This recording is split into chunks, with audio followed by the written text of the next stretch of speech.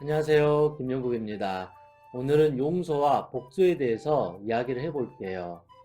제가 하고 싶은 말은 여러분 이제 용서도 하지 말고 그렇다고 복수도 하지 마세요.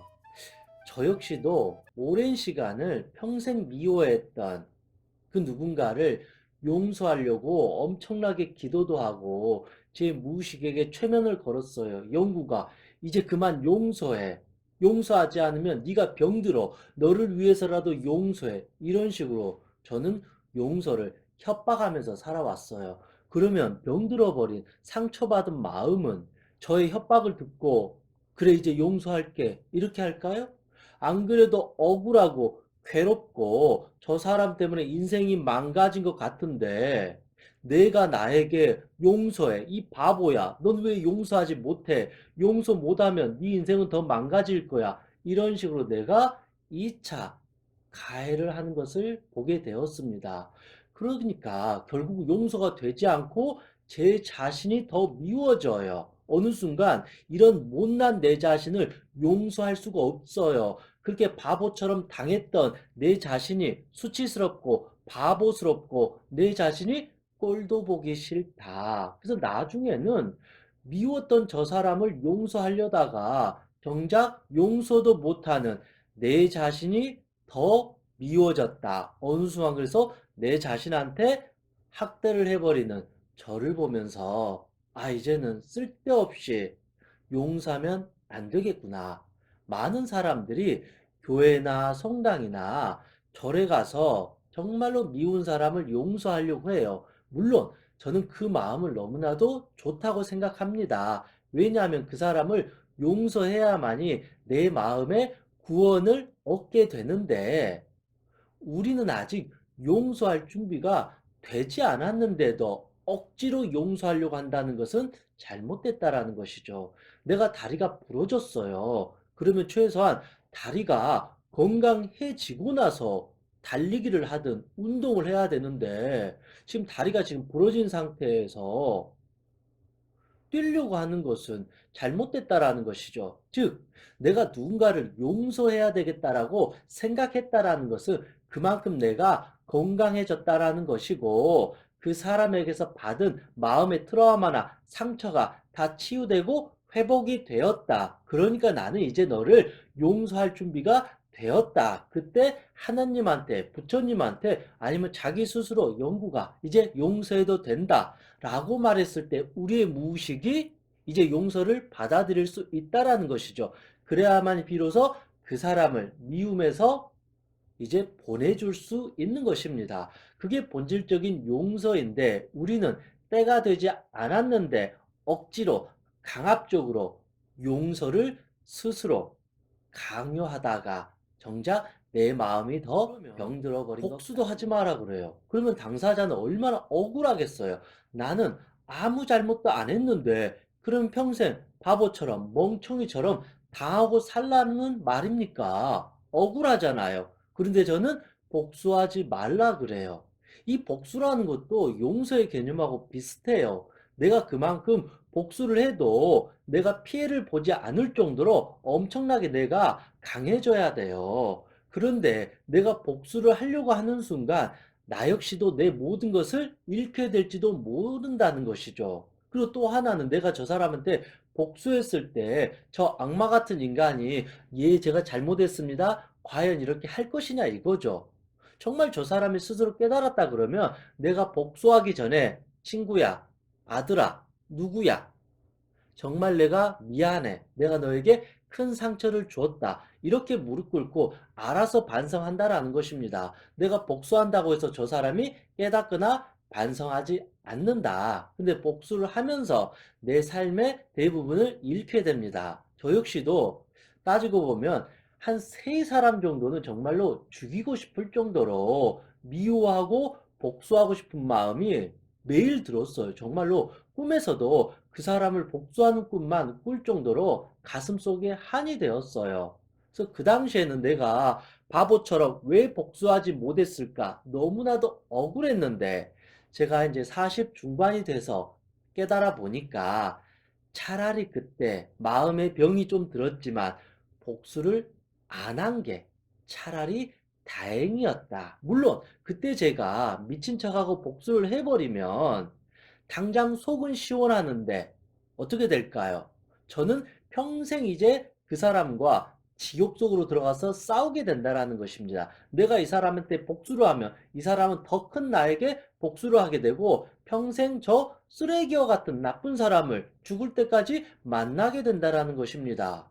그게 너무나도 끔찍한 일 아닌가요? 그래서 저는 이런 생각을 해봐요. 내가 정말 힘이 세지고 나서 복수하거나 아니면 적법한 수단과 방법을 통해서 복수를 하는 건 괜찮은데 내가 복수하기 위해서 내 손에 피를 묻히게 되면 나는 뭐가 될까요? 바로 범죄자가 돼요. 그러면 나는 그 한 번의 복수를 통해서 영원히 범죄자가 되거나 감옥에 갇혀 살거나 아니면 그 인간하고 죽을 때까지 치고받고 싸우게 되는 이 지옥의 수레바퀴 속에 들어갈 수 있다라는 것입니다. 그래서 한순간에 어떤 그 복수가 내 인생을 다 망가뜨려 버릴 수도 있다. 저도 그 3번 정도 복수하려다가 그냥 그 칼을 제 가슴에 받고 포기하고 돌아왔어요. 근데 뭐가 중요하냐면 복수하지 마라 그래 버리면 좌절이 되면서 희망을 잃어버리잖아요. 내 삶의 의미를 잃어버리는데 그렇게 포기하지 말고 이 분노, 이 복수의 에너지를 오히려 나를 더 성장시켜주고 성공시켜주는 에너지로 전환하자라는 것입니다. 예를 들면 어릴 때 학교 폭력의 피해자가 정말로 그 복수하고 싶은 마음으로 운동을 배워가지고 격투기 챔피언이 되는 거예요. 그것처럼 내가 어린 시절 친구들로부터 왕따를 당했던 어린 소녀가 열심히 공부해서 멋진 학자가 되거나 유명한 가수가 되는 것처럼 이 복수를 그 한 사람한테 끝내버리는 게 아니라 그 복수의 에너지를 칼을 갈아서 내 자신이 더 강해지고 더 성공하는 것이 진정한 복수다. 그리고 내가 성공해버리면 그 자체가 그 사람한테 복수가 될 수 있다라는 물론 제가 것입니다. 말한 거는 꼭 돈을 많이 벌고 명문대에 들어가서 내가 뭐 유명한 사람이 되는 것을 말하지는 않습니다. 본질적으로 내가 행복해져 버리는 것이 최고의 성공이라는 것이죠. 이 행복은 가장 단단한 무기입니다. 내가 가장 강하다라는 증거입니다. 내가 엄청나게 행복해버리면 나에게 고통을 준 저 사람을 굳이 용서할 이유도 없어져요. 그리고 내가 행복해져 버렸으니까 저 사람을 복수할 필요도 없다라는 것이죠. 핵심은 뭐냐면 내가 불행하기 때문에 저 사람을 용서해서 마음이 편해지려고 하는 거예요. 내가 지금 불행하니까 저 사람을 복수해서 내 마음이 편해지려고 한다라는 것이죠. 그런데 저 사람을 용서한다고 해서 내가 편해지는 게 아니에요. 저 사람한테 복수한다고 해서 내 지난날의 과거가 보상받는 게 아니었구나. 저 역시도 그걸 깨닫고 나서 일단 내가 먼저 행복해지고 나서 그때 용서를 하든지 복수해야 되겠다. 그래서 제가 어느 정도 행복해지고 나서 저 나쁜 인간을 용서하려고 했더니 굳이 용서할 이유가 없어요. 복수하려고 했더니 뭐하러 내가 고작 하찮은 저 사람을 위해서 내 에너지를, 내 인생을 쏟아가면서 복수할 필요가 있겠어. 이런 공부를 하다 보니까 내가 복수 안 해도 저렇게 남의 눈에 피눈물 흘리게 한 인간은 100배, 1000배 벌을 받게 되는 것이 당연한 거니까 더 이상 나는 내 인생에서, 내 인연에서 저 사람을 이제는 생각할 필요도 없구나. 이제 알아서 꺼져라. 나는 내가 행복하게 살면 그만이다. 그러면서 이런 말을 하면서 마지막 인연을 정리시켜줬어요.